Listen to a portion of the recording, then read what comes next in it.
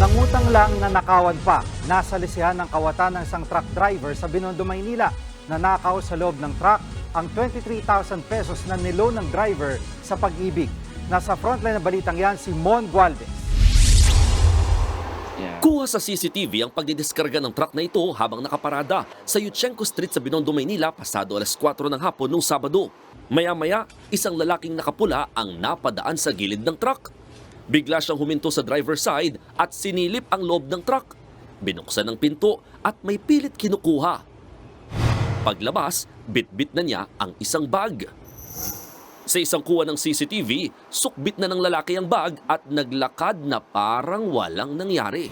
Hindi pala siya driver o pahinante ng truck, kundi isang kawatan na sumalisi ng mga gamit sa loob. Pagmamay-ari ng truck driver na si Henry ang nakuhang bag. Agad siyang nanlumo dahil may lamang 23,000 piso ang bag, nakakalon pa lang niya sa Pag-ibig. Pamasaya raw sana nila ito pauwi ng Northern Samar, lalo't 2011 pa nung huli siyang nakabalik sa kanila. Siyempre, malaking pera po yun para sa amin eh. Kasi plano kong umuwi kami ng mag-ina ko, uuwi kami sana ngayong June. Kaso nawala, kaya di na rin kami makauwi siguro nito. Kung may babalik ko nga lang, dapat yung pera na yun, pinadala ko na lang ng buo doon sa magulang ko eh. Aminado si Henry, hindi nila nilak ang pinto ng truck dahil kampante siya sa paligid. Nagcha-charge din daw sila ng cellphone sa loob. Kung ilalak kasi yung pinto noon, di kami makapasok kasi yung susi, nandun yun. Hindi nga po kinuha yung cellphone, 2 cellphone pa yung nandun, naka-charge. Patuloy na tinutugis ang sospek.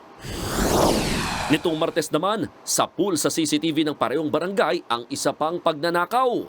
Bumaba ang rider na ito sa Sabino Padilla Street mag-aalauna ng hapon. Maya-maya, dumating ang isang tricycle at tumabi sa motorsiklo.